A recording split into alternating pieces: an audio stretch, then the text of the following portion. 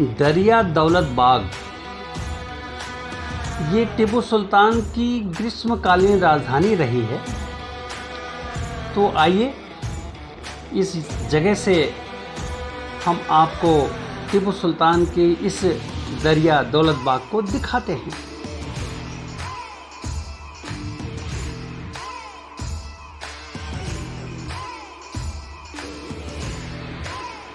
दरिया दौलत बाग टीपू सुल्तान का ग्रीष्मकालीन राजधानी है, जिसे अभी आप देख पा रहे हैं। इसकी एंट्री फीस 20 रुपये है। साथ ही साथ मैं टीपू सुल्तान के बारे में कुछ बताना भी चाहूँगा। टीपू सुल्तान का पूरा नाम सुल्तान फ़तेह अली साहब टीपू, और टीपू सुल्तान का जन्म 1 दिसंबर 1751 ईस्वी में हुआ। टीपू सुल्तान को टाइगर ऑफ मैसूर भी कहा जाता है, क्योंकि ये चीते की तरह लड़ते थे और इतने सारे युद्ध इन्होंने किए। युद्ध करते करते ही युद्ध में ही टीपू सुल्तान शहीद भी हुए। 4 मई 1799 में टीपू सुल्तान हमारे बीच नहीं रहे। ये चित्र टीपू सुल्तान का बहुत रेयर चित्र है, जिसे आप देख पा रहे हैं। टीपू सुल्तान अपने कार्यकाल में बहुत सारे सुधार किए इन्होंने। सिक्के के चलन में काफ़ी सुधार किया। मैसूर सिल्क का इजाद टीपू सुल्तान के शासनकाल में है। इस समय आप जामिया मस्जिद श्रीरंगपट्टना का देख पा रहे हैं।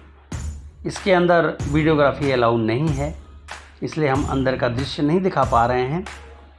चलिए इसके बाद की स्थिति में बताता हूँ कि 4 मई 1999 में टीपू सुल्तान हतुल मुजाहिदीन रॉकेट का इजाद किया था इन्होंने, और इसी युद्ध में इन्होंने पहली बार इसका प्रयोग किया। और ये युद्ध इतना भीषण युद्ध था, युद्ध के दौरान ये घिर गए और घिरने के बाद इनकी मृत्यु हो गई। कर्नल वेलेस्ली ने ढूंढकर उनके बॉडी को निकाला, और जहाँ पे वो शहीद हुए थे आज वहीं पर उनकी ये मज़ार बनी हुई है। तो इस तरह से ये टीपू सुल्तान के बारे में थोड़ा सा ब्रीफ था। श्रीरंगपट्टना ये मैसूर से 18 किलोमीटर की दूरी पर है। श्रीरंगपट्टना में भगवान विष्णु का शेषशायी मूर्ति है। श्रीरंगम में पूर्व में, दक्षिण में अनंत शयनम और पश्चिम में श्रीरंगपट्टना, ये 3 मंदिर भगवान विष्णु को समर्पित है। इसके बारे में मैं बताऊं आपको कि हम्बी नाम की नृत्यांगना ने 1817 ईस्वी में वर्तमान इस मंदिर का जीर्णोद्धार किया, और वो 1894 ईस्वी तक गंगा डायनेस्टी के राजा तिरुमला राया की नवरंगपट्टना के पार्ट रहीं। श्रीरंगपट्टना का पूर्व नाम श्रीरंगापुरी टाउन था, जो कावेरी रिवर के टापू पर बसा था। इसे श्री रंगनाथ, लक्ष्मी नरसिम्हा और श्री गंगाधरेश्वरा व अन्य छोटे छोटे मंदिर भी इस विशाल मंदिर के प्रांगण में बने हुए हैं। चलिए अब हम आपको अति प्राचीन काल में लिए चलते हैं, और ये मंदिर ब्रह्मा द्वारा अति प्राचीन काल में स्थापित किया गया। ब्रह्मा जी ने यहाँ पर बहुत दिनों तक भगवान विष्णु की तपस्या करी। इस स्थान के पवित्रता को ध्यान में रखते हुए भगवान विष्णु ने 3 बातें बताईं कि कावेरी नदी की महत्ता गंगा से ज़्यादा होगी। दूसरा, श्रीरंगपट्टना का धार्मिक महत्व का स्थान होगा। भगवान विष्णु स्वयं यहाँ पर विराजमान रहेंगे और अपने भक्तों को मनचाहा वरदान देंगे। माँ कावेरी ने भगवान विष्णु की आराधना भी यहाँ किया है, आदिशेष की आराधना किया, माँ लक्ष्मी की आराधना किया और माँ लक्ष्मी प्रसन्न होकर उन्होंने कावेरी को ये वरदान दिया कि इस जगह पर जो भी कावेरी में स्नान करके और श्रीरंगपट्टना भगवान विष्णु का दर्शन करेगा, इस विग्रह का, वो मनचाहा वरदान पाएगा। तो ऐसा इस जगह की महत्ता है। तो चलिए कुछ इसके बारे में और भी बातें बताते हैं कि समयांतराल के बाद गौतम ऋषि नासिक से यहाँ पर आए और यहीं के होके रह गए। गौतम ऋषि की ये तपस्थली रही है और इसीलिए इसका नाम गौतमी क्षेत्र भी पड़ा। गौतम ऋषि जब यहाँ रहने लगे तो उनसे मिलने अत्रि, याज्ञवल्क्य, कर्ण, शुक, पराशर आदि ऋषि यहाँ आए और उन ऋषियों ने माँ गंगा से प्रार्थना किया कि एक बार इस पुनीत तीर्थ को आकर आप पवित्र करें। तो माँ गंगा इन सभी ऋषियों के प्रार्थना पर कावेरी नदी में प्रकट हुई और माँ कावेरी को अपने से बढ़कर पवित्र बताया। साथ ही साथ माँ गंगा ने उन ऋषियों को दर्शन भी दिया और कहा कि इस क्षेत्र की पवित्रता इतना ज़्यादा होगी कि यहाँ जो भी माँ कावेरी में स्नान करके भगवान विष्णु के विग्रह का ससम्मान भक्तिपूर्वक दर्शन करेगा, उसकी सारी मनोकामना पूरी हो जाएगी। मंदिर के अंदर अभी आप जय विजय की प्रतिमा देख पा रहे हैं। इस तरह से समय के साथ गौतम ऋषि भगवान विष्णु, माँ कावेरी, माँ गंगा, तमाम उस अति प्राचीन काल के ज़माने में जो भी हमारे ऋषिगण रहे, जिनमें बोधियाना, अत्रि, याज्ञवल्क्य, कण्व, शुक, पराशर आदि ऋषियों ने इस तपस्थली को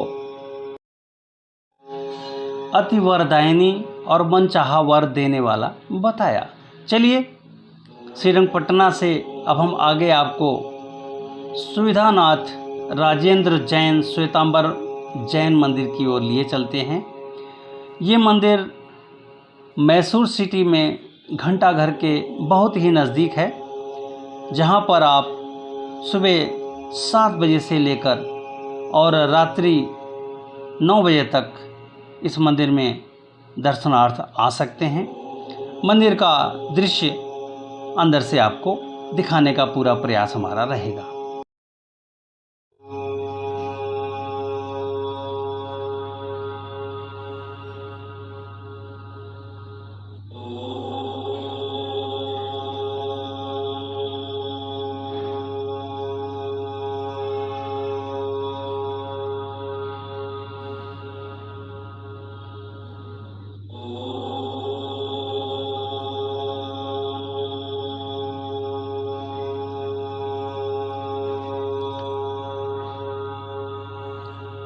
सुविधानाथ की ये वीथिका जो अपने ज़माने में उन्होंने पुण्य कार्य किया, चित्र के माध्यम से आपके सामने है।